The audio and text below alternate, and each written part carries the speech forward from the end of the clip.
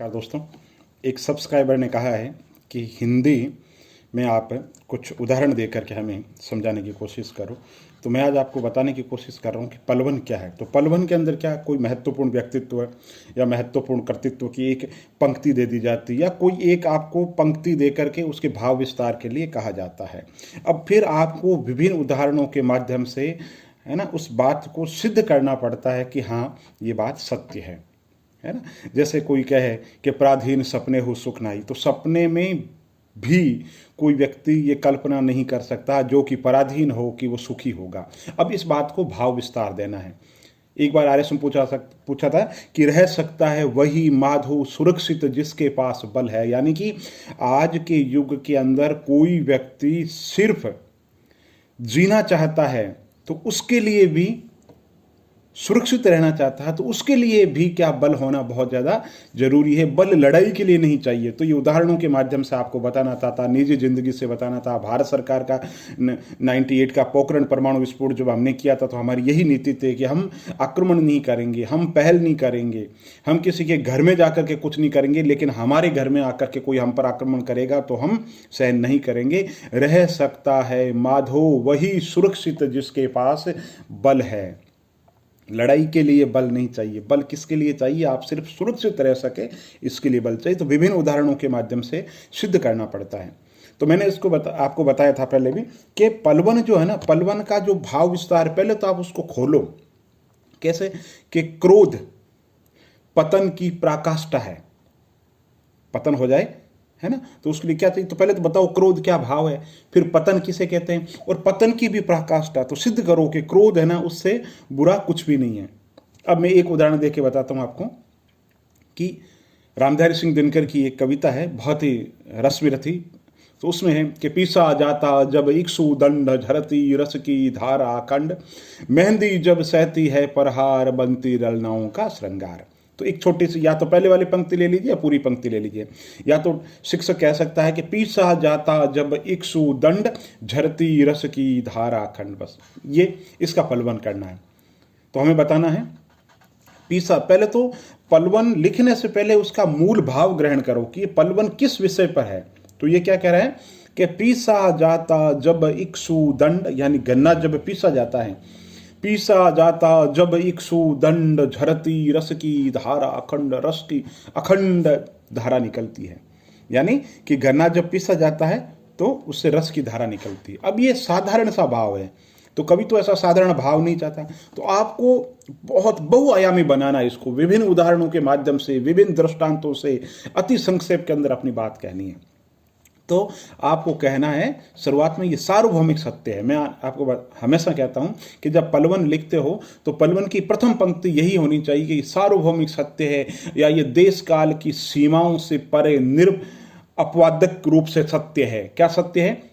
जो बात आपसे पूछी जा रही है पलवन के अंदर, उसका भाव विस्तार करना है। तो ये सार्वभौमिक सत्य है कि संसार में कुछ भी यूं ही नहीं मिल जाता। हर चीज को, वस्तु को पाने के लिए बहुत संघर्ष करना पड़ता है, और संघर्ष रूपी कीमत पर हमें जाकर के कुछ मिलता है। गन्ना एक साधारण सा फल होता है, लेकिन जो गन्ने का रस मीठा तब बनता है जब उसके गन्ने के रस की मशीन के अंदर गन्ने को डाला जाता है। पीसा जाता जब इक्सु दंड झरती रस की धारा अखंड, जब मेहंदी का जब वो गन्ना प्रहार सहन करता है मशीन के बीच के अंदर, कितना मुश्किल रहता होगा, लेकिन उससे हमें क्या मिलता है? हमें मीठा रस मिलता है। कब मिलता है? जब पीसा जाता इक्सु दंड, जब इक्सु दंड गन्ने का जो दंड है उसको पीसा जाता है। पीसा जाता जब इक्सु दंड झरती रस की धारा अखंड, तब रस की अखंड जो धारा है। तो फिर आपको कहना है कि चाहे राजनीति चाहे समाज, एक फिर जो पलवन आपको दे रहे हैं उसका डायमेंशन, उसका आयाम बहुआयामी रूप के अंदर आप उसको बताओ, है ना। तो जैसे मैंने बताया, ये भी कहो कि ये सार्वभौमिक सत्य है। इसी तरीके से कहो ये जीवन के प्रत्येक क्षेत्र पर लागू होने वाली अक्षरश वाक्य है, अक्षरश पंक्ति है, अक्षरश सारांश है, या जो भी आपको कहना है बिल्कुल आप ये कहो। बिल्कुल मतलब जीवन के अंदर प्रत्येक राजनीतिक, आर्थिक, सामाजिक, सांस्कृतिक हर क्षेत्र पर ये बात लागू होती है। तो इससे क्या होगा? आपके समय की बचत होगी। आपको कुछ भी पूछे आप ये तय करके जाओ कि पलवन जो है ना, पलवन में मेरे को तो एक पंक्ति दी है, मुझे उसका भाव विस्तार करना है, और भाव विस्तार करते हुए मुझे उसमें सिर्फ संकुचित दृष्टि नहीं रखनी है, मुझे विभिन्न बातों के माध्यम से एज ए समग्र, एज ए हॉलिस्टिक जैसे अप्रोच कहते हैं, समग्र दृष्टि से मुझे उस बात पे जोर डालना है। तो इस तरीके से विभिन्न उदाहरणों के माध्यम से आप बताओगे कि कहोगे कि पीसा जाता जब एक सोदंड झरती रस की धारा खंड, फिर कहो कि साहब मेहंदी है, वो प्रहार बंद होते हैं उस पर, तब जाकर के स्त्रियों के हाथों में श्रृंगार आता है। यानी जीवन के अंदर संघर्ष करना पड़ता है, तब जाकर के कुछ मिलता है। वैसे दोस्तों पलवन के अंदर मुश्किल से 10 या 12 लाइन लिखनी होती है, 15 मान लो अंतिम, अगर आप अक्षर बड़े लिख रहे हो तो एक छोटा सा पेज है वो भरना होता है। लेकिन बात है उसमें एक ही बात को बार बार नहीं होना चाहिए, विभिन्न उदाहरणों के माध्यम से बात कहनी चाहिए, और जिस मर्म पे, जिस वाक्य पे जिसको सिद्ध करना है उसको आपको सिद्ध करना है ना।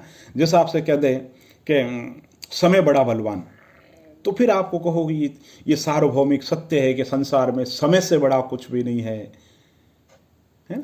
फिर आप विभिन्न उदाहरणों से बताओ, बिल्कुल प्राचीन काल से लेके मध्य काल से लेके आधुनिक समसामयिक समाज के अंदर हजारों ऐसे उदाहरण मिल जाएंगे जो इस बात के प्रमाण है कि समय के आगे किसी की कोई औकात नहीं है, बिल्कुल, है ना।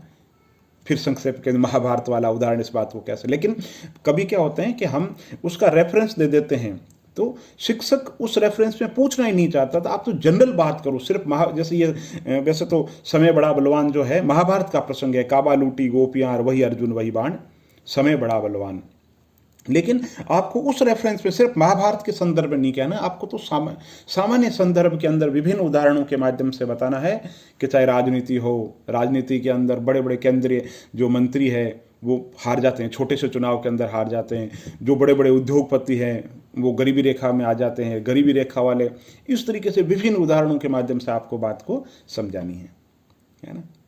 राघव प्रकाश में जो दे रखे हैं पलवन, उनको पढ़ो तो उनसे आपको समझ में आ जाएगा कि पलवन क्या है, पलवन के अंदर बात का कैसे विस्तार देना है, कैसे भाव विस्तार करना है। और पलवन में जैसे 15 पंक्तियां लिखनी, तो 3-4 पंक्तियां जैसे मैं ये बता रहा हूं, ये जो ड्राफ्टिंग है, ये जो प्रारूप है, आप घर से अभ्यास करके जाओ, आपके लिए बहुत ही ज़्यादा ये उपयोगी रहेगा। हिंदी में आपको राघव प्रकाश और हरदेव बहारी के अलावा कुछ भी नहीं पढ़ना दोस्तों। इतनी अच्छी किताबें लिखी हुई है कि इनसे बाहर कुछ सवाल पूछे ही नहीं जाते हैं, और अगर पलवन या पत्र लेखन कुछ पूछा ही जाएगा तो ये जो राघव प्रकाश आपने पढ़ रखी इसके इर्द गिर्द ही पूछा जाएगा। इसलिए हिंदी के अंदर कम से कम राघव प्रकाश पढ़ो, और अगर ज़्यादा पढ़ना चाहते हो तो आप हरदेव बहारी सर को पढ़ लीजिए, इसके अलावा कुछ भी पढ़ने की ज़रूरत नहीं है। और यूट्यूब चैनल को लाइक कीजिए, सब्सक्राइब कीजिए, आगे शेयर कीजिए, और आप किस टॉपिक पर और वीडियो सुनना चाहते हैं तो मुझे ज़रूर बताएं। बहुत बहुत धन्यवाद।